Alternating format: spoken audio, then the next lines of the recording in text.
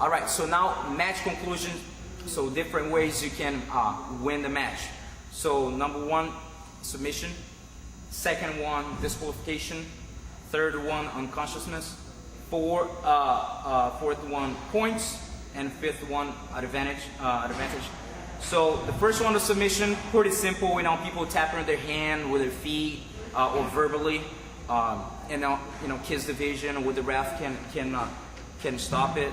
And matter of fact, one of the things that they say in the seminar is that the ref, not in a black belt, but to any other belt, the ref can stop. You're not gonna really see it. Even at the white belt, someone's like completely like backwards, like looking ugly, and the ref can stop. Of course, the kids don't have the tolerance, but the black belt division, someone wants to get their arm broken, that's their deal. But anything under, the ref has a right. You're probably not gonna see that often because it's got to be looking really, really ugly. And when it does, usually the coach doesn't even complain because. But it doesn't happen that often with the adults, that actually ref stop it. Any submission that he didn't say tap tap, but he said ouch or something, and that's the same as tapping. Another thing that caused trouble before this, being in the rules for a long time, cramp. Someone's during the match and just say that they have cramp and they stop, he is automatically disqualified. It's like a submission, and so. Same thing, if you have cramps, you're gonna have to deal with it, you know what I mean, and just keep going. Now, disqualification, there's like different ones we're gonna be talking later, but right now the serious one, the bad ones, that you get disqualified right away. So of course, being respectful to the public, to the referee, to the competitors. So you get disqualified with this. Of course, basic, biting, hair pulling, all that kind of stuff, eye gouging, and all, which of course is not allowed in any tournament whatsoever. So, if during the match your gi gets ripped, you have time to, give some time to get a new one, pants or top or whatever, and pretty much you just say like, I don't have another gi. Well, so I guess you can't continue competing, so you got disqualified. Most of the time someone find a gi. And make sure that it always, this is a big one they do, even in, it happened maybe like 2 years ago in the final, I think it was the brown belt, you must have underwear. If you don't have it, you get disqualified. That means like, it's pretty tough to, when you check in, the dude is not going to be asking everyone to have, underwear is kind of common sense thing, but some people, I guess, like to go without it.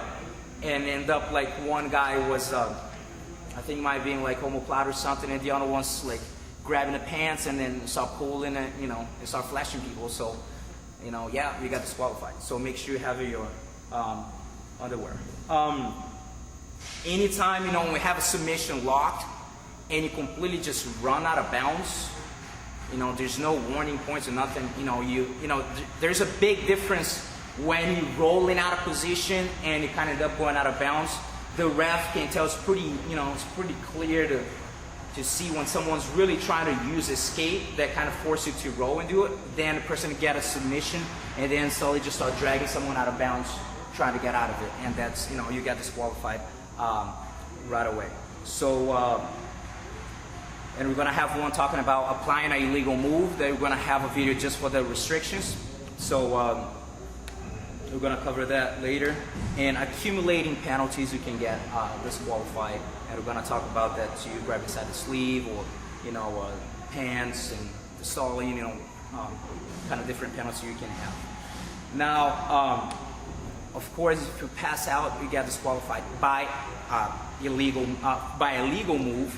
Unfortunately, just slander in your head, or you got choked out and it was a legal move and unfortunately the accident happened. You automatically lose the match.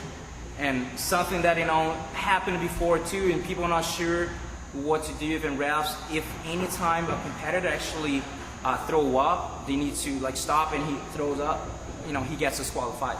So you got to be careful with this too. Points, pretty simple. Finish the match. You see who got the the most points, and of course always try to progress your position, and you don't get extra points for stuff like you got knee on the belly, switch side to side, you know. This is something that, you know, I'm going to be talking about too. Like if you're in a mount and you step out and you mount again, you don't get, you know, the extra points. And another thing for like a little restriction with the points, sometimes, you know, someone got a submission locked. Let's say someone went for a double leg, someone got a guillotine or something, and he ended up getting to the, even, you know, let's say he just put him down, and he won't get the points until he popped his head out, you know. Or sometimes the same with the mount, he got a guillotine, someone mounted, you know, he won't get the points for the mount until he clears the submission. So this is sometimes people get confused with this, but actually it's a pretty easy call. And in the last one, advantage. If there's no points, it's tight, and then we go to the advantage. So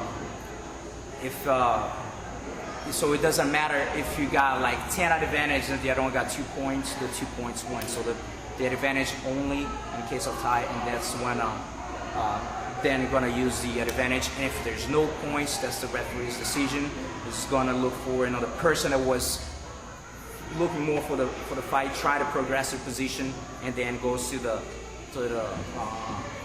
center ref. So that's it for now for match conclusions. So we're gonna have another video in a little bit.